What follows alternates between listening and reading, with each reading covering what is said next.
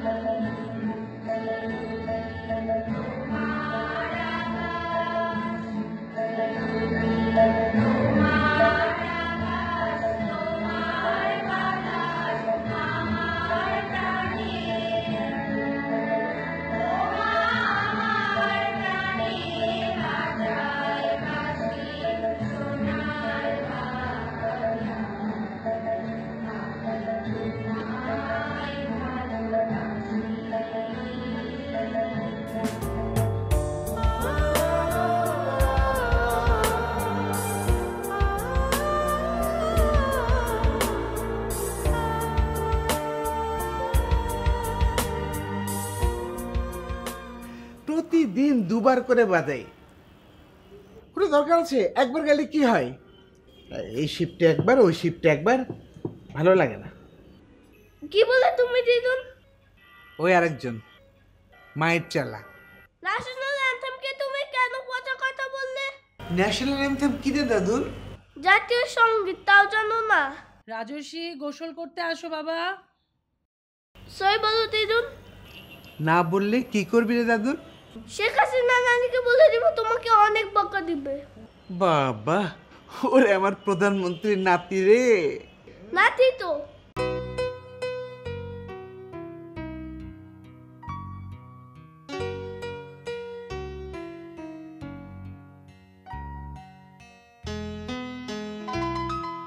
হ্যাঁ বলো। বাবুর জ্বর এখন কেমন? কমেছে। তুমি আসছো? খুব জরুরি একটা কাজে যাচ্ছি আমি এখন। শায়ান, তুমি জানতে না আজকে আমার বের হতে হবে? আমি আমি এখন প্লিজ আমি তুমি জানো আজকে আব্বুর জন্মদিন। আজকে দিনটা আর ফিরে আসবে? আব্বুর নামে আজকে একটা লাইব্রেরি ওপেন হচ্ছে। কত কষ্ট করে আমি এতগুলো বই জোগাড় করেছি লাইব্রেরির জন্য। ওতে তুমি তাহলে একটা কাজ করো, বাবুকে মার কাছে রেখে যাও। আমাকে বেরোতে দেখলে তোমার ছেলে আমার পিছু ধরবে, আর মাকেও খামাখা অনেক জ্বালাবে। তাহলে তুমি ওকে বোঝাও মধু, ইম্পর্টেন্সটা তুমি বোঝাও না ওকে প্লিজ। আচ্ছা বাদ দাও, আমি ওকে নিয়ে বেরোচ্ছি, ঠিক আছে? আমি আসলে চাচ্ছিলাম না ওর জ্বরটা বাড়ে। ছাড়ছি।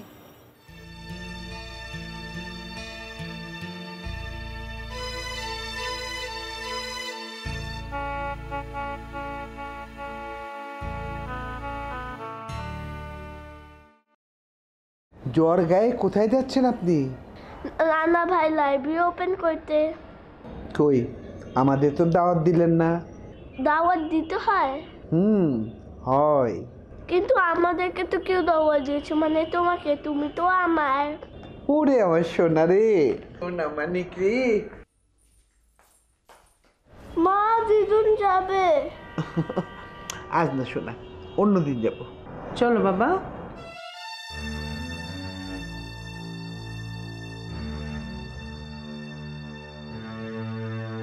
মা আসি। আমাদের তো একবার বললেও না মধুরা। মা, আপনার বিছানার পাশে কাঠটা এখনো মুখ বন্ধ হয়ে পড়ে আছে। আচ্ছা, ওর এই জ্বরের শরীর নিয়ে যাওয়াটা কি ঠিক হচ্ছে?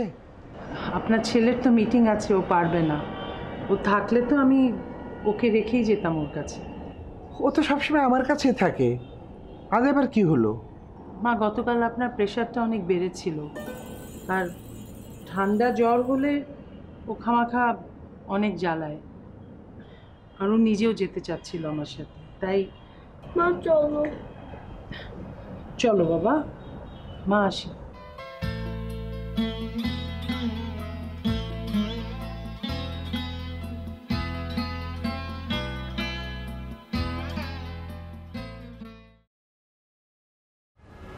আছিস?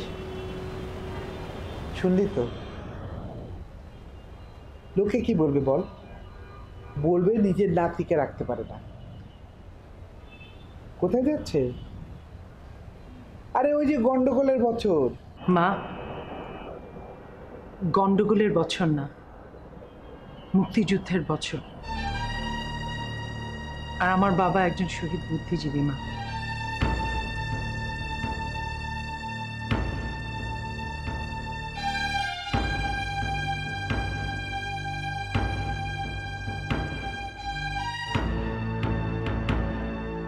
শুনলি কিভাবে কথা বলে গেল, দেখলি?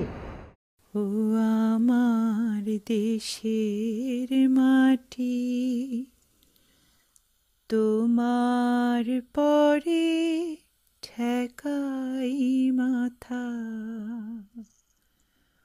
ও আমার দেশের মাটি, তোমার পরে ঠেকাই মাথা। তোমাতে বিশ্বময়ীর, তোমাতে বিশ্বময়ীর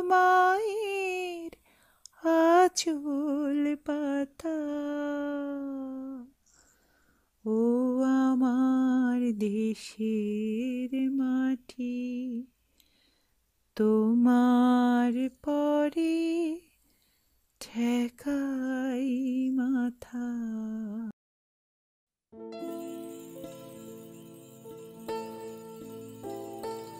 আরো জোরে গাও, সবাই শুনুক।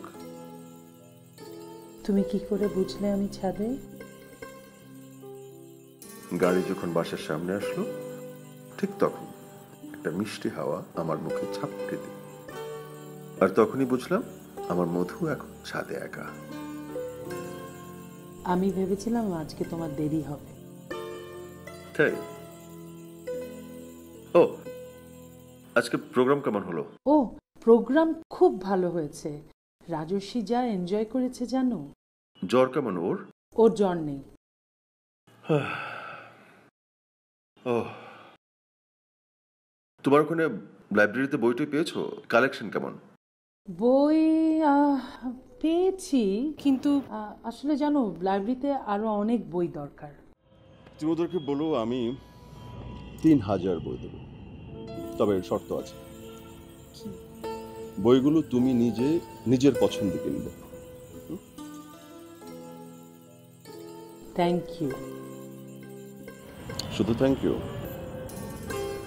আমি ভাবলাম আমার কথা শোনার পর তুমি আমাকে জড়িয়ে জড়িয়ে ধরে আকাশ বাতাস একদম প্রকম্পিত করে ফেলবে। জি না, আমি যে আপনার সাথে ঝগড়া করিনি সেই জন্য আপনি আমাকে একটা থ্যাংক ইউ দেন।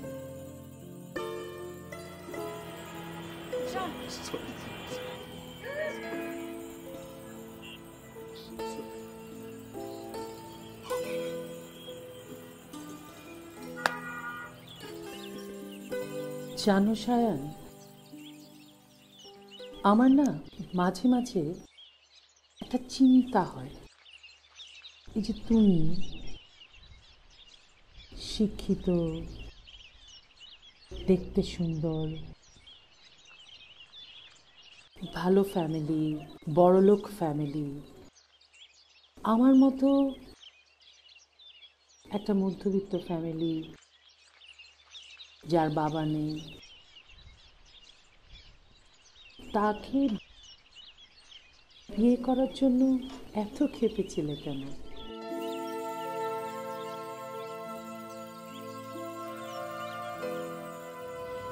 না, দেখো, তোমার ফ্যামিলির ফিলোসফি আর আমার ফ্যামিলির ফিলোসফি একদমই আকাশ পাতাল, দুরকম। সেই জন্য কথাটা বললাম।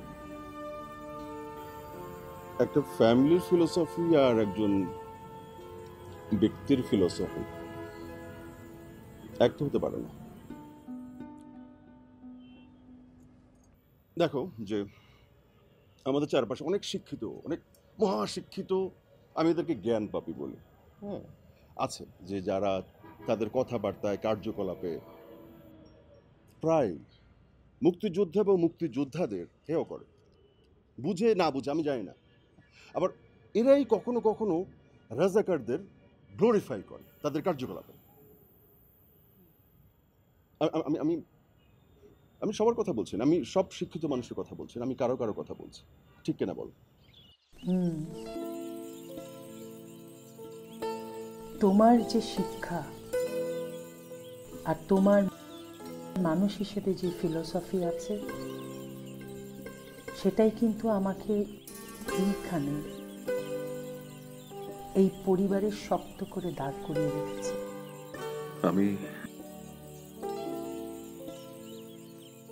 আমি বারবার তোমার চোখ দিয়ে বাংলাদেশকে আবিষ্কার করি।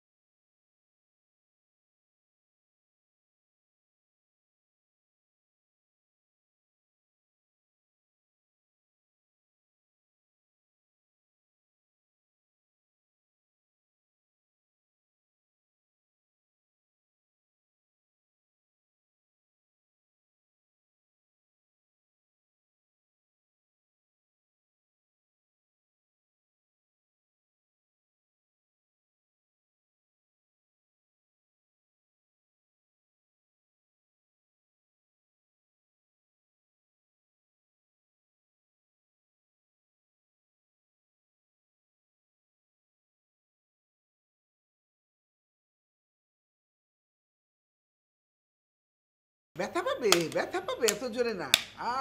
তুমি তো আরে তোমাকে মারা যাবে না, তুমি তো আমার জান, কত ভালোবাসি। আমি তো একই গলায় মেরে দিয়েছি। আচ্ছা ঠিক আছে ঠিক আছে।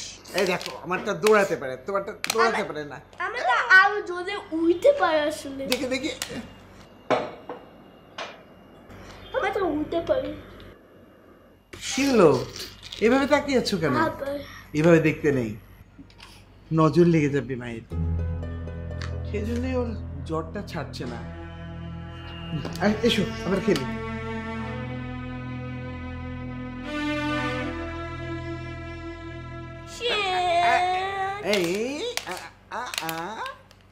Fight fight.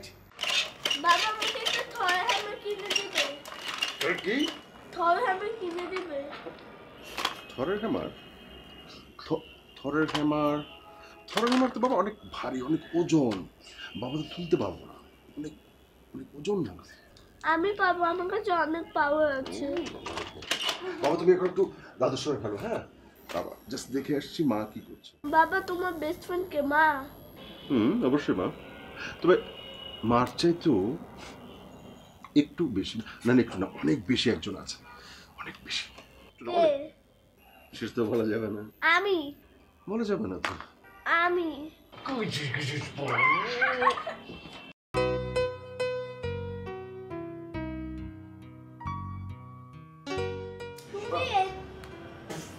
তুমি এটা পড়ো।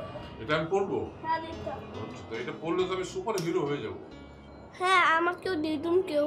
আচ্ছা দিদুনকে একটা ক্যাটউম্যান মাস্ক কিনে আর কস্টিউম কিনে দিও। খুব ভালো বলেছ। কি দেবো নাকি? না না না না না, আমি ক্যাটসম্যান নিব না, আমাকে দিতে হবে ওয়ান্ডার ওম্যান। ওইটা তো মাকে দিব।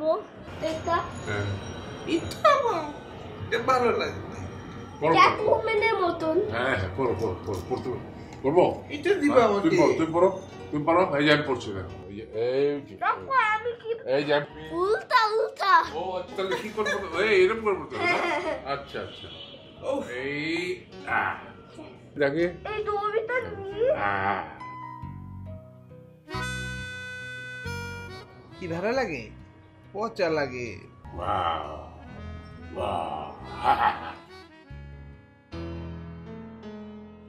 কই বোমা, আমার কালো জিরা ভর্তা কই? ওহো, বলতে ভুলে গেছি। আচ্ছা ঠিক আছে বাবা, আমি নিয়ে আসছি। না না না না, লাগবে না। ওই যে তোমাদের খিচুড়ি আছে, ব্যাস এই ডিম ভাজি দিয়ে খেয়ে নেবো।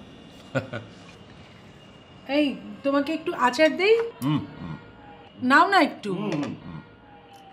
একটু ডিম নাও, ডিম নাও, দাও নাও, একটু খাও না। বুঝলে বোমা, ওই যে গন্ডগোলের সময় কিছুদিনের জন্য তো আমাদের প্রধান খাবারই ছিল কালো জিরা ভর্তা আর ডাল। একবার যখন কারফিউ ভাঙলো, আমি বাড়ি থেকে বেরিয়ে গেলাম। বেরিয়ে গিয়ে সোজা প্রথমে যে দোকান পেলাম, সেই দোকানে যত পাউরুটি ছিল সব কিনে ফেললাম। আর সেখানে যে আমার যে পাকিস্তানি পার্টনার ছিল শাহজাদা করিম খান, সে তো গন্ডগোলের আওয়াজ পেয়েই করাচি পালিয়ে গেল। এই গন্ডগোল যদি দেশে না হতো তাহলে তো বুঝলে বোমা, আমরা তো পাকিস্তানের ওই 22 পরিবারের এক পরিবার হয়ে যেতাম। আমার খুব আফসোস লাগে, ওই যে ক্লিফটনের বাড়িটা আমার পানির দরে ওই শাহজাহানের কাছে বিক্রি করে দিত। জানো বন্ধুরা, খুব শখ করে বাড়িটা করেছিলাম, খুব ইচ্ছা করে এখনো যেতে। গন্ডগোল শুরু হলো মার্চে, আর আমরা তার আগে ফিরে এলাম ডিসেম্বরে। গুলশানের বাড়িটা দোতলা করবো বলে। বাবা একটা কথা বলবো? হ্যাঁ বলো মা। আপনারা গন্ডগোল বলেন কেন? মুক্তিযুদ্ধকে গন্ডগোল বলেন কেন? সে তো গন্ডগোলই বন্ধুরা। এই গন্ডগোলটা না হলে তুমি তো সারা জীবন বাবার স্নেহেই থাকতে। আচ্ছা, এর মধ্যে ওর বাবাকে টেনে আনছো কেন মা? আর মুক্তিযুদ্ধকে মুক্তিযুদ্ধ বলতে সমস্যা কি তোমাদের? সারা জীবন বলে এসেছে সায়ন, কি সমস্যা হয় বললে?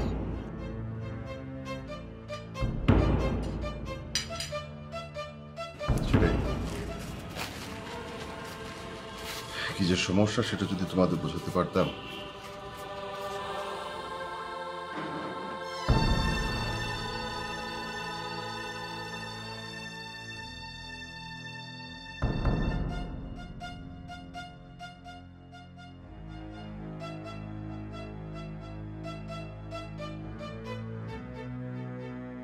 সমস্যা আর কি, বই ঝাড়ি খাবে ঘরে গিয়ে।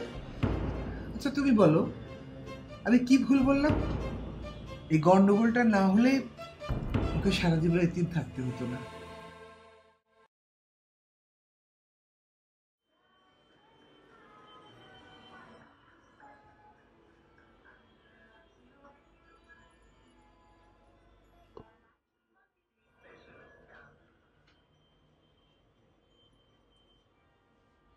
এখনো মন খারাপ বেশি?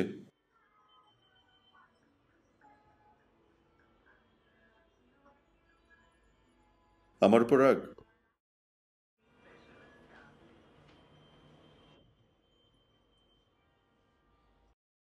তুমি একটু চিৎকার করতে পারো না?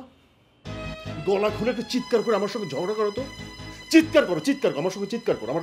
আমার ঝগড়া করতে ইচ্ছে করছে তোমার সঙ্গে।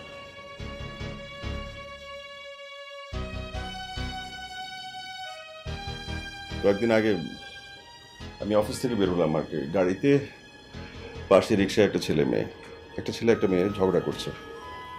আমি গাড়ির ভেতর থেকে শুনতে পাচ্ছিলাম, কি ভাষা, কি চিৎকার, মাই গড। হঠাৎ ছেলেটা মেয়েটাকে ঠাস করে চড় দিল, অমনি মেয়েটাও ঠাস করে ছেলেটাকে আটটা চড় দিল। মানে এই চড় চড় চলতে থাকলো। হঠাৎ করে ছেলেটা, না লাথিতে মারা নাই, ছেলেটা মেয়েটাকে একদম জড়িয়ে ধরল, আর মেয়েটা ভ্যা করে কাঁদে ফেলল। একদম রাস্তার মাঝখানে ভ্যা করে কাঁদতে থাকলো। আমি দেখলাম চারিদিকে চেয়ে যে শুধু আমি ছাড়া আর সবাই যে যার কাজ করছে, আর আমি থ করে তাকিয়ে আছি।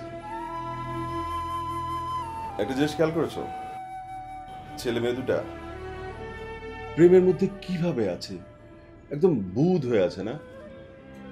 আমার খুব আফসোস যে এরকম প্রেম আমরা কখনোই করতে পারি না।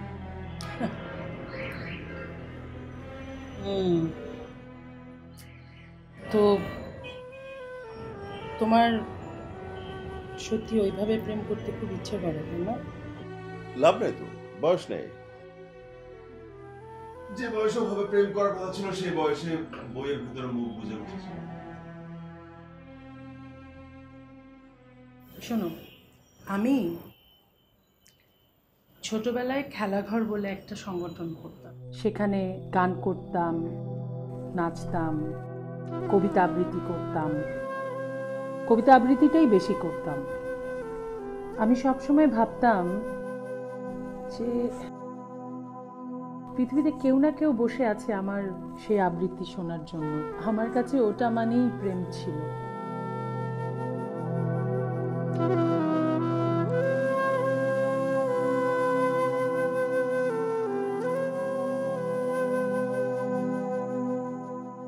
মধু,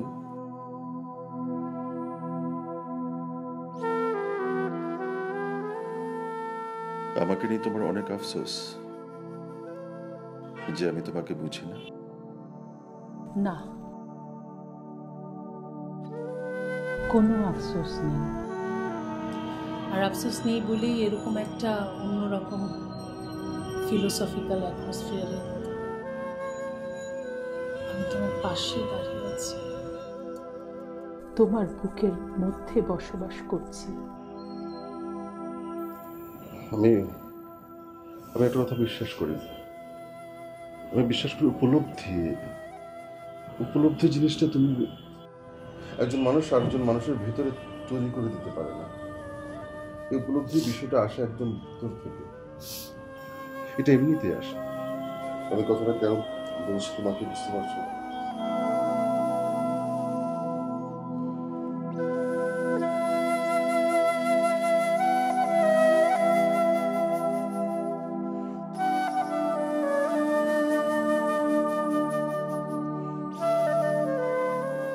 আজ তোমার আগমনী ঘন্টা বাজলো। আমি জানিব তুই আমার মাই আসছিস। তোর নাম দিলাম মধুরা। স্বাধীন দেশের মাটিতে যেন তোর জন্ম হয়। আলোর নিশান আমি দেখতে পাচ্ছি। মাগো, আমরা ঘুরে দাঁড়িয়েছি। আমাদের বুকের রক্ত দিয়ে আমরা স্বাধীনতাকে ছিনিয়ে আনব। বঙ্গবন্ধু আমাদের কোন গভীর থেকে ডাক দিয়েছেন, সে ডাক অগ্রাহ্য করার ক্ষমতা কি কোনো মানুষের আছে? নেই। স্বাধীনতাকে আসতেই হবে। বঙ্গবন্ধুকে উদ্ধার করতে হবে যক্ষপুরী থেকে। রাক্ষসের প্রাণভোমরাকে বধ করতে একে একে কত সোনার ছেলেরা ঝাঁপ দিচ্ছে তালপুকুরের গভীরে, যেখানে মৃত্যু খেলা করে মাথায় পায়। জানিস তো মা, আমার ছাত্ররা গেল, খবর পাই তাদের কাউকে কাউকে খেয়ে ফেলেছে রাক্ষস, কাউকে বন্দি করেছে মরণ কক্ষে। আজ তোর আগমনী সংবাদ আমার মনে যেন আরেক বারুদ জাগিয়ে দিল। তোর জন্য, সে তুই আমার মধুরা হোস কি আমার সিদ্ধার্থ হোস, এই মাটিকে রাক্ষস মুক্ত করতেই হবে। ইতি তোর বাবা মনোয়ার হোসেন।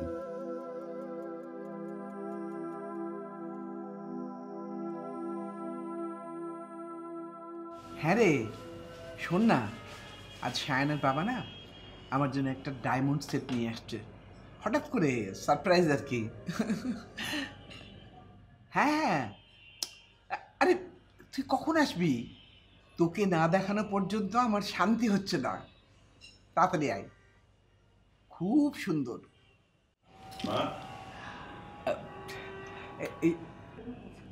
তুই আজ জলদি এলি যে? আজকে জলদি জলদি কাজ শেষ হয়ে গেল, তাই জলদি জলদি চলে এলাম। কি হবে, বাসা খালি কেউ নাই? ওরা নাকি মুক্তিযুদ্ধ জাদুঘরে গেছে।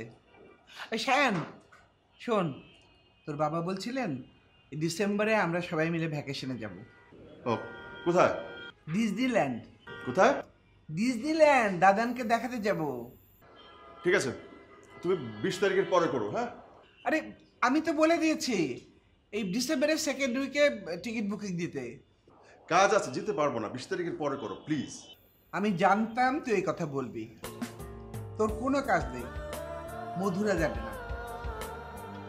আমি এই ডিসেম্বর মাসটা আসলে না আমার খুব অসহ্য লাগে, এত কাজ ওর। তোমরা ওর ব্যাপারটা বুঝবে না মা? বুঝবো না কেন, ঠিকই বুঝি, কিন্তু বাড়াবাড়ি আমার ভালো লাগে না। গন্ডগোলকে গন্ডগোল বলা যাবে না, বলতে হবে মুক্তিযুদ্ধ। হ্যাঁ, শহীদ বুদ্ধিজীবীর মেয়ে। শহীদ বুদ্ধিজীবীরা দেশের জন্য কি করত? দেশ উদ্ধার করত। তোমাদের আমি বোঝাতে পারবো না মা।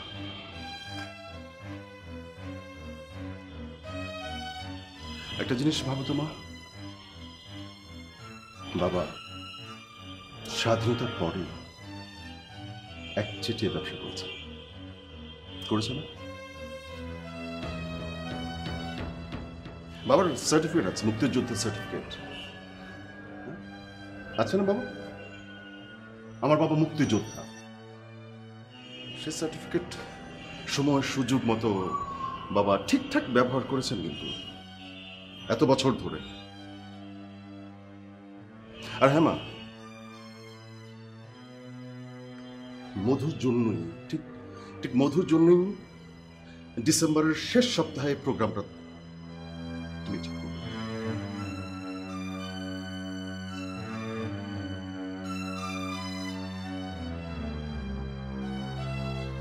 মা আমাকে একটা গল্প বলো। কি গল্প বলবো বাবা? তোমার বাবার গল্প, চিঠির গল্প। আমার বাবার গল্প? আমি যখন আমার আম্মুর পেটুতে আসলাম তখন আমার বাবা আমাকে চিঠি লিখতে শুরু করলো। লিখেছিল রাক্ষসটাকে মারার জন্য তাল পুকুরে ঝাঁপ দিল সোনার ছেলেরা, তাই না মা?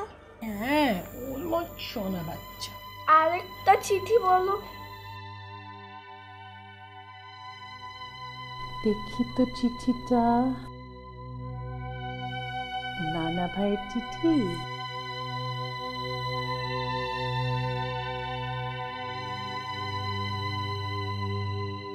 আমাকে দাও দাও।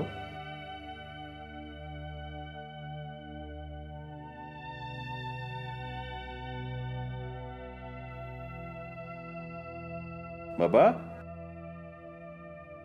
বাবা পড়ছি, নানু ভাইয়ের চিঠি পড়ছি। আমার সন্তান, আমার মধুরা, আমার সিদ্ধার্থ, আর বেশি দিন নেই। চারিদিকে রাক্ষসের পতনের সূচনা দেখতে পাচ্ছি। ওরা লড়ছে অস্ত্র দিয়ে, আর আমরা বুকের বারুদ দিয়ে, যে বারুদ জমা হয়েছে ভালোবাসায় আর অপমানের। স্বাধীন দেশে আমি তোকে কাঁধে নিয়ে রেস করছে দৌড়ে দৌড়ে নেচে নেচে গান গাইব।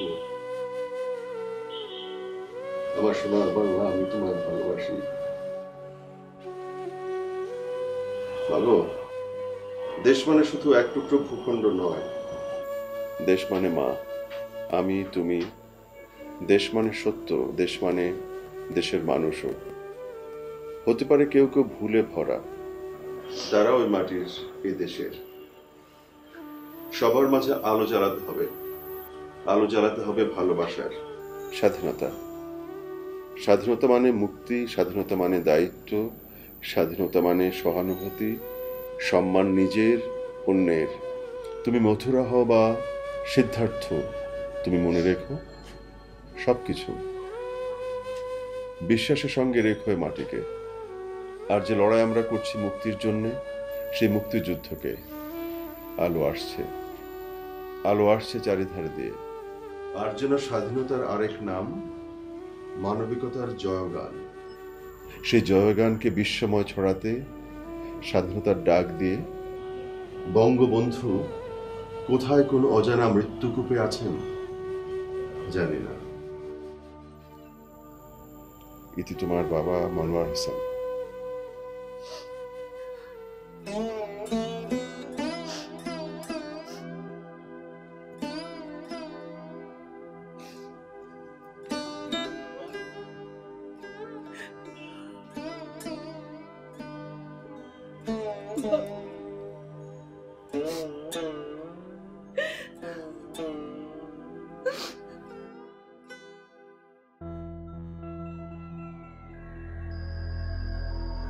প্রেশার তো বেশি, আজকে যেও না, বাদ দাও। বাদ দেওয়া যাবে না। খুবই যাবে।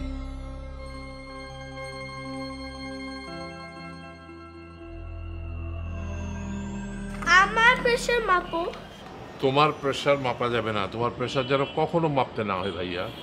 তাহলে আমার বাইকে উঠো। হ্যাঁ, ভেঙে যাবে তো। না, আসবো।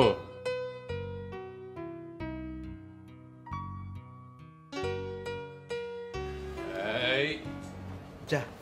এই উঠছি। ভাঙবে ভাঙবে ভাঙবে। এটা সিক্রেট, মা বাবাকে বলবে না। কি সিক্রেট? কি হচ্ছে, কালকে মা একটা চিঠি বের করলো, বাবা পড়লো, মা কান্না করলো। চিঠি?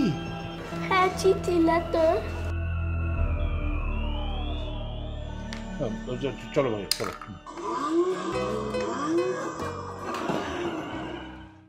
উপর থেকে শহরটা অন্যরকম দেখায় না? অবশ্য সবকিছুই উপর থেকে অন্যরকমই লাগে। দেখো, রাতের বেলা যখন প্লেন যায় কেমন মজা লাগে না দেখতে?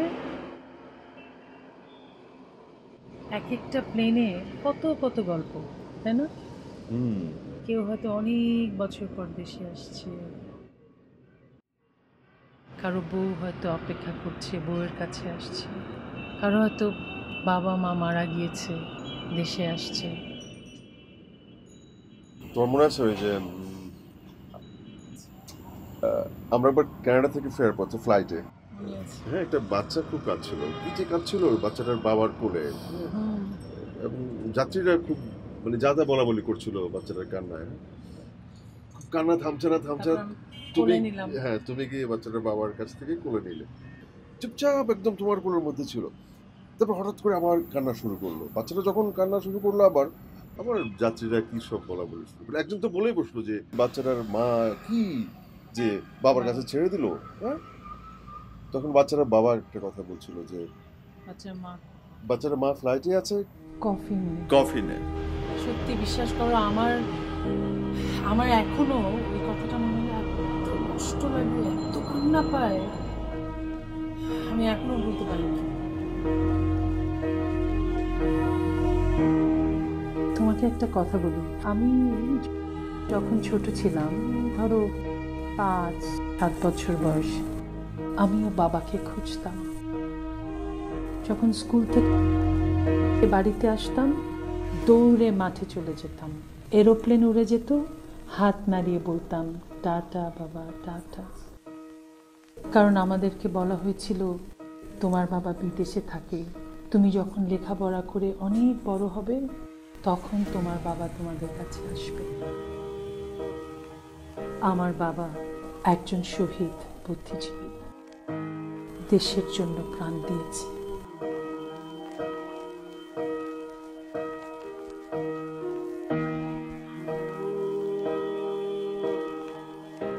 এই শোনো, আমি ভাবছি এই গাছগুলো উঠিয়ে ফেলে সবজি বাগান করবো। সবজি এইখানে? হ্যাঁ, দেখো, সবজি বাগান করলে ফরমালিন খেতে হবে না, টাটকা সবজি পাবো।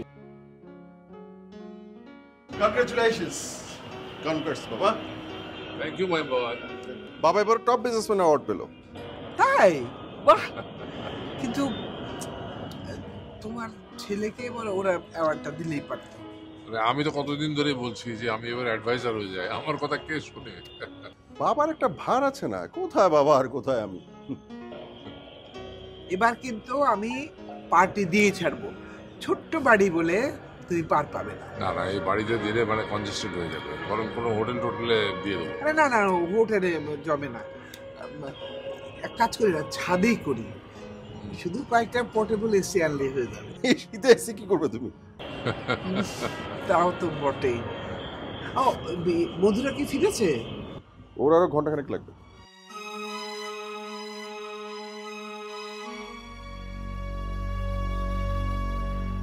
স্বাধীনতার আর দেরি নেই। খবর পাচ্ছি অনেক অঞ্চল মুক্ত হয়ে গেছে। যশোর মুক্ত হয়েছে শুনলাম 6 তারিখে।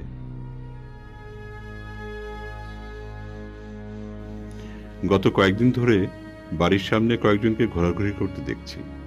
জানিস, সেদিন আমার 2জন ছাত্র জোর বেঁচে গেছে। ওরা টাকা আর ওষুধ দিতে এসেছিল।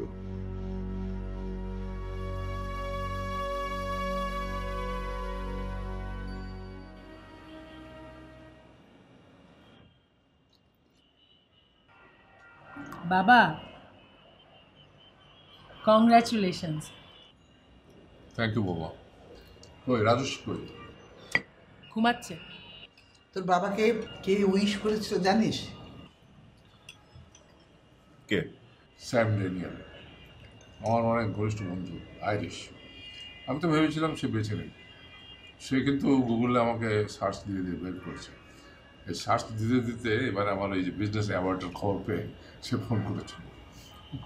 বাবা, আমি এই নামটা কখনো শুনিনি তো বাবা। কি করে শুনবি?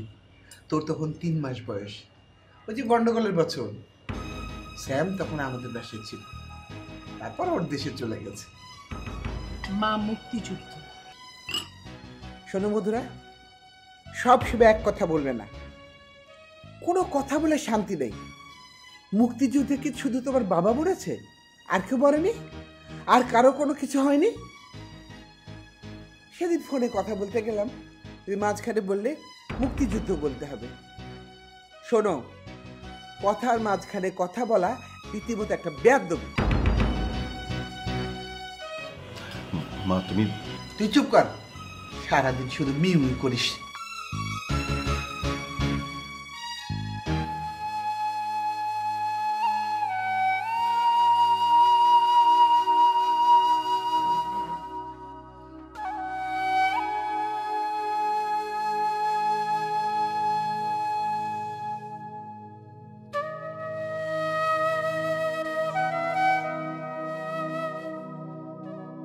যেদিন দেশ স্বাধীন হবে সেদিন আমি উড়ে বেড়াবো। পাখিদের বড্ড হিংসে হচ্ছে। ড্যাডিলাসের ডানার মতো একজোড়া ডানা পেতাম, সূর্যের কাছে তো যেতাম না যে গলে যাব। আমি এই বাংলাদেশের নদী, মাঠ, ধানক্ষেত, জলজ ফুলের উপর দিয়ে উড়ে উড়ে তাদের চুমু খেতাম আর বলতাম, স্বাধীনতা আমাকে দিয়েছে স্বর্গের শিহরণ।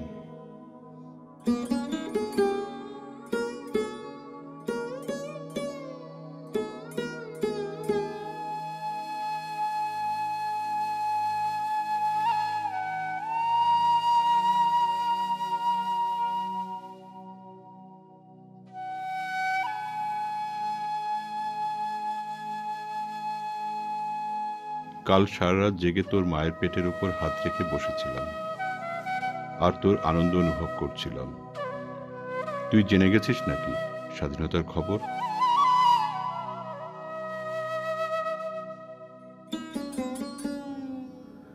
এইমাত্র তোর মা আবার শুনিয়ে গেল তোর দৌড়ঝাঁপ।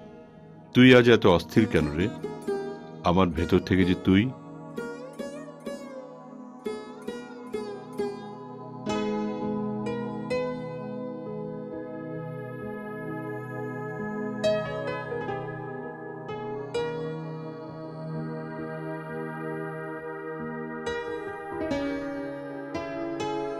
বাবা, তোমার অস্তিত্ব আমি টের পাই, আমি ফিল করতে পারি। আমি তো তোমার অস্তিত্ব। আল বদর বাহিনী তোমাকে নিয়ে যাওয়ার সময় তুমি কি লিখতে চেয়েছিলে? তোমার শেষ কথাটা আমার কখনোই জানা, কখনোই জানতে পারবো না। তুমি কি বলতে চেয়েছিলে আমাকে?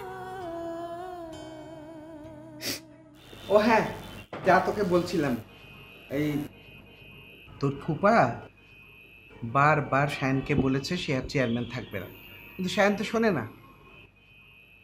হ্যাঁ হ্যাঁ, ছাদেই করছি। গুলশানের বাড়িতে পার্টি করার মজাই আলাদা ছিল, তাই না? হ্যাঁ শোন, তুই কিন্তু আসছিস, গুটি কয়েক গেস্ট, একদম সিলেক্টিভ।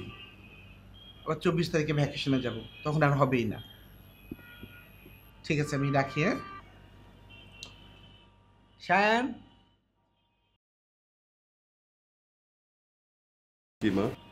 তোকে একটা কাজ করতে হবে বাবা। ছোট খালা কানাডা থেকে আসছে ফ্রাইডেতে, তোকে এয়ারপোর্টে গিয়ে নিয়ে আসতে হবে, তা না হলে সেখানে উঠবে না, সোজা হোটেলে চলে যাবে। ঠিক আছে মা, ছুটির দিন তো অসুবিধা নেই। ফ্লাইট কখন? 9টায়। যে জিদ্দি মেয়ে, ওরে বাবারে, একেবারে পারফেক্ট জমিদারের মেয়ে।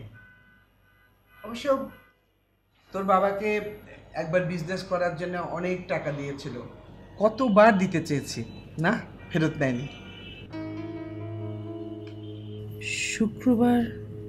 শুক্রবার তো 14ই ডিসেম্বর, শহীদ বুদ্ধিজীবী দিবস। হ্যালো, আবার জিজ্ঞেস করছিস কেন? বললাম না ছাদে করবো।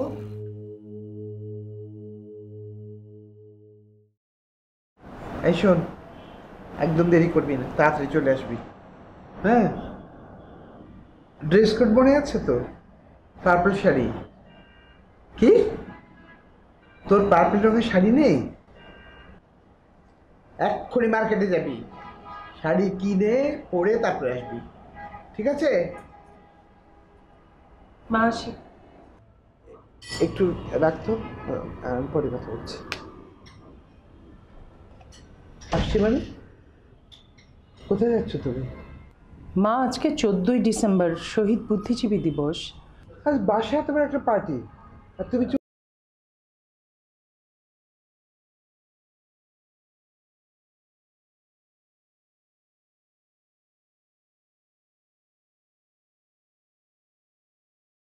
না, আমি তো ভেবেছি নেক্সট উইকে। 23 তারিখে আমাদের ফ্লাইট, 21 তারিখে কিভাবে পার্টি হবে? আচ্ছা, তোমার মাথা ঠিক আছে তো? মা, আমি থাকতে পারবো না আজকে পার্টিতে। বাড়ির একমাত্র বউ, সে থাকবে না পার্টিতে? তোমার কোনো দায়িত্ববোধ নেই? মা, পার্টিটা আজকে না করে তো কালকেও করা যেত। আজ করলে সমস্যাটা কোথায়? প্রতি বছরই তো যাচ্ছ, এবছর না হয় নাই গেলে।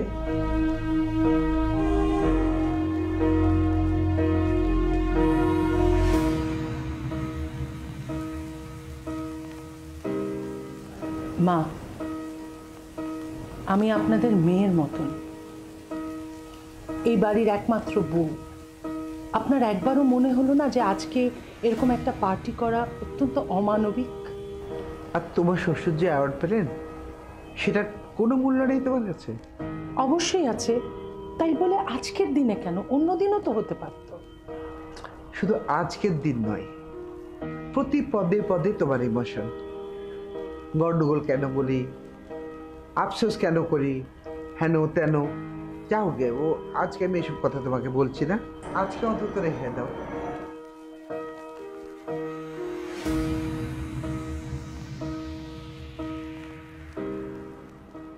হ্যাঁ রে, হ্যাঁ, আমার ডায়মন্ড সেক্টর যে তোর বিরোধী দিল না সারপ্রাইজ।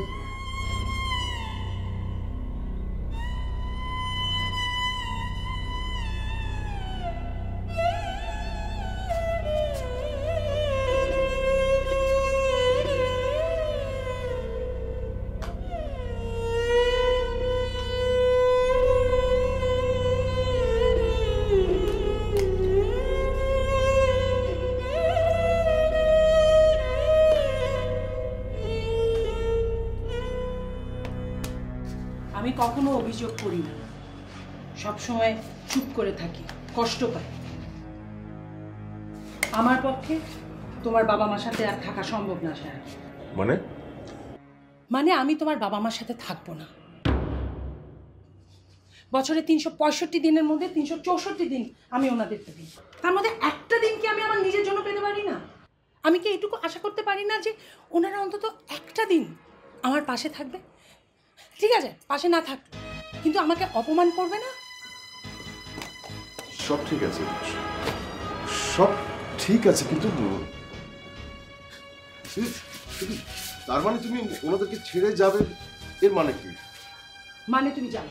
এর মানে আমি জানি না। মানে তুমি কি আমাকে ছেড়ে যেতে চাইছো? না, আমি বলেছি আমি আলাদা বাসায় থাকবো, বাস।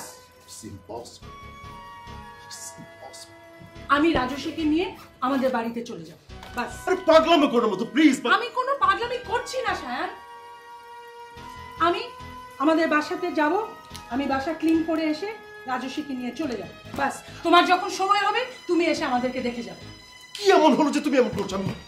শায়ান শুনো, আজকে রাতে পার্টি শেষ হওয়ার পরে বিছানায় শুয়ে ঠান্ডা মাথায় চিন্তা করবে আমি কি বলছি।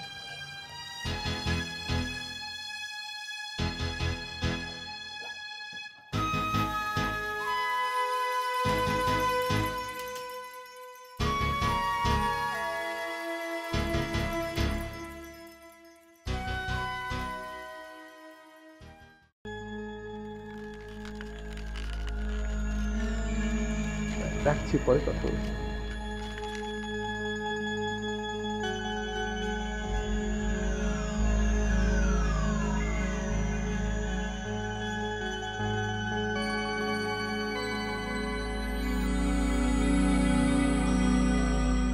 কি হলো?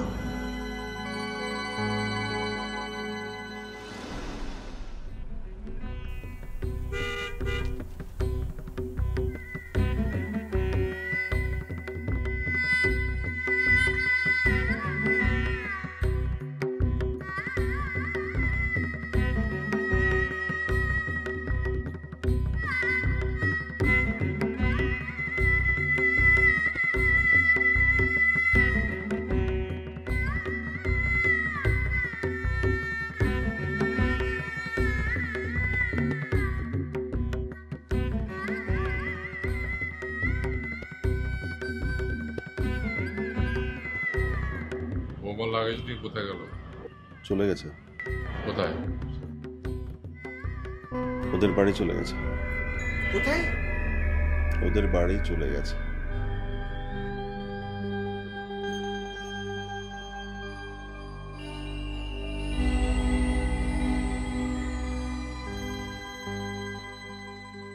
আচ্ছা, কিসের পার্টি মা?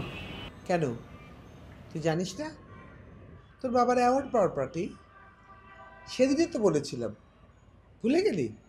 পার্টিটা আজকেই করতে হবে। আজকে 14 ডিসেম্বর, শহীদ বুদ্ধিজীবী দিবস। আর এই দিনটাতে মধু মিলাদ দেয়, এতিমদের খাওয়ায়। এটা নতুন কিছু না মা।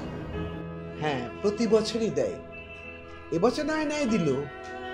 তুমি কি তোমার মাকে চার্জ করছো?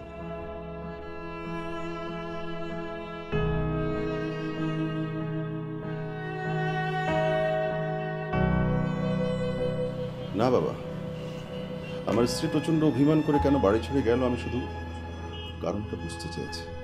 একেবারে ঘরই ছাড়লো। বিয়ের সময় বলেছিলাম বাবা নেই, মাও অসুস্থ, এ মেয়ে একলা পেট, ওর পরিবারের জন্য পিছু টান কম, পরিবারের মান সম্মানের ভয় কম। এখন মিলল তো।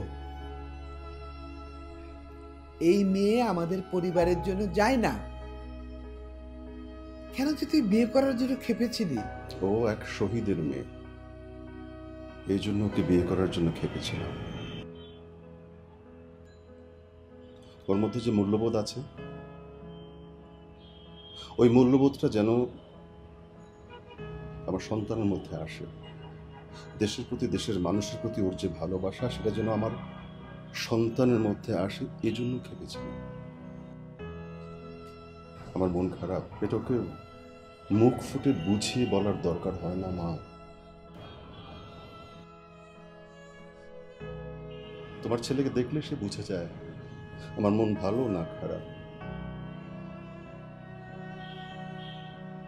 শুধু আমি না মা, তুমি, বাবা, আমাদের বাসা যে কাজ করে মনুর মা, বাগানে যে মালি মা, সবাইকেও বোঝে। ও মানুষ বোঝে মা। ওর কাছে থাকলে আমি খুব শান্তি পাই মা। তোমরা সেদিন চিঠির কথা বলছিলে না? ওই চিঠি সে চিঠিগুলো ওর বাবার লেখা, ওর বাবার লেখা চিঠি মা। ওর বাবা যখন শুনেছিলেন যে ওর মা প্রেগন্যান্ট, তখন অনাগত সন্তানের কাছে চিঠি লিখতে বসে দিয়েছিলেন বাবা। আমি আমার শাশুড়ির কাছ থেকে সবকিছু শুনেছি, আর ওই 3.5খানা চিঠি পড়ে জেনেছি। শেষ চিঠিটা উনি যখন লেখেন, ঠিক সেই সময় আল বদর বাহিনী এসে ওনাকে তুলে নিয়ে যান। মা, শেষ আধখানি চিঠির শেষে মধুর বাবা কি বলতে চেয়েছিল? বাবা তার অনাগত সন্তানের জন্য শেষ চিঠিতে শেষ ভাগে কি বলতে চেয়েছিলেন? আমরা কেউ মধুর এই আকুলতা বুঝতে চাই না। চেয়েছ মা? এই শেষ আধখানা চিঠিতে বাবা মেয়েকে কি লিখতে চেয়েছিলেন? মেয়ের এই যে আকুলতা, আমরা একটু বোঝার চেষ্টা করি না। তুমি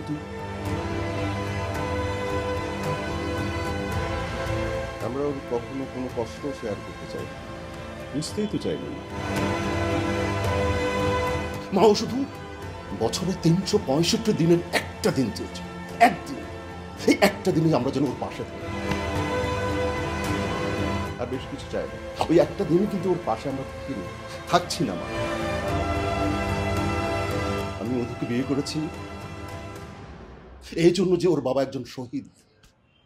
আমি এক শহীদের মেয়েকে বিয়ে করেছি, আর ওর বাবার লেখা সে 3.5খানা চিঠির জন্য মা। আমি মধুকে নিয়ে তোমাদের সঙ্গে থাকবো না, চলে যাবো, তবে তোমাদের আশেপাশেই থাকবো, চিন্তা করো না। বাবা চাইলে খুব সহজেই ওর 3.5খানা চিঠির পাশে বসতে পারতে। তোমার সারা জীবনের আফসোস তোমার কোনো মেয়ে নেই। পিতৃহীন মেয়েটাকে যদি একটু বুঝতে চেষ্টা করতে, তোমার সারা জীবনের আফসোস মিটে যেত।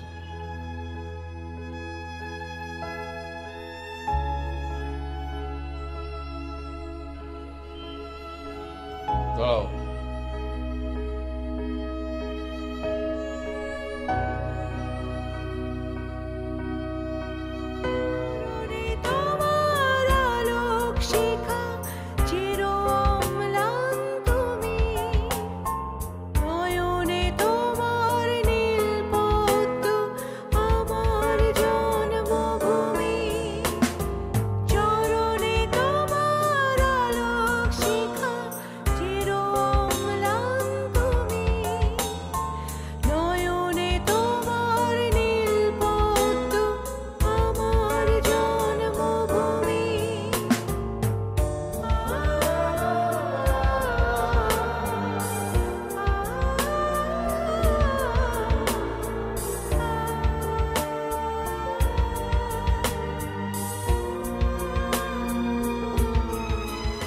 তোমার বাবা চিঠির শেষে কি লিখতে চেয়েছিলেন আমি জানি না, তবে বাবারা তার সন্তানকে একটা কথাই বলেন, তুই যেখানেই যাও আমি সঙ্গে আছি। মাগো, সঙ্গে থেকে এই বুড়ো বাবা মায়ের ভুলগুলো এবার শুধরে দাও মা।